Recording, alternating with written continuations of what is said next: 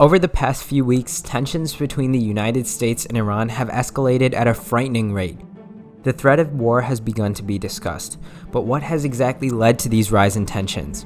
In May of 2018, President Donald Trump kept his campaign promise and withdrew from the Joint Comprehensive Plan of Action, better known to us as the Iran nuclear deal. I am announcing today that the United States will withdraw from the Iran nuclear deal.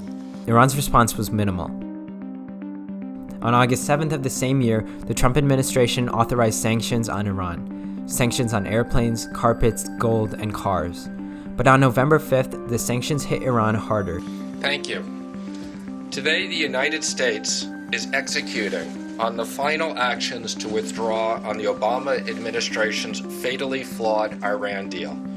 This morning, we will fully impose sanctions on the Iranian regime. Iran responded with the words saying, "With the help of the people and the unity that exists in our society, we have to make the Americans understand that they must not use the language of force, pressure, and threats to speak to the great Iranian nation. They must be punished once and for all." Then, in April of 2019, President Trump decided to regard the Islamic Revolutionary Guard Corps, one of the most powerful branches of the Iranian military, as a foreign terrorist organization. Trump did this in an effort to increase financial pressure and raise the cost on Iran, quote, for its support of terrorist activity. Iran responded by declaring the U.S. military as a terrorist group. But things didn't really get too hot until May of 2019 when National Security Advisor John Bolton announced that the U.S. was sending an aircraft carrier to the Middle East to flex their power towards Iran. The other developing story, the U.S. sending an aircraft carrier group to the Middle East to send what it calls a clear message to Iran. It was during this time that 4 ships mysteriously exploded in waters off the coast of the United Arab Emirates, followed by the explosion of the Coca Courageous of Japan, just days after Japanese Prime Minister Shinzo Abe arrived in Tehran to try and mediate between the U.S. and Iran, and the explosion of the Front Altair of Norway in the Gulf of Oman. Disputes between the U.S. and Iran over where the explosions originated from continue.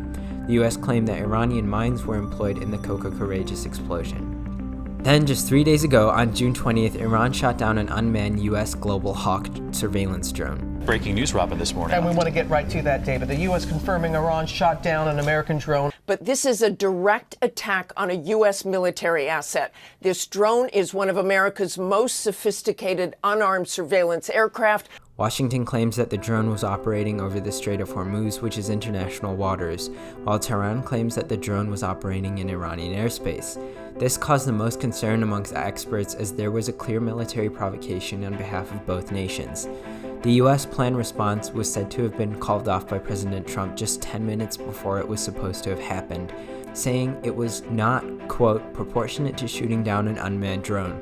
The international community is perched on the edge of their seats right now, hoping that an all-out military conflict between two nations who have shown to be aggressive with each other can be resolved.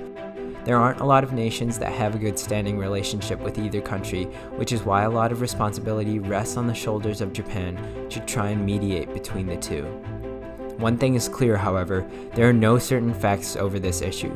Washington will claim one thing, Tehran will claim another.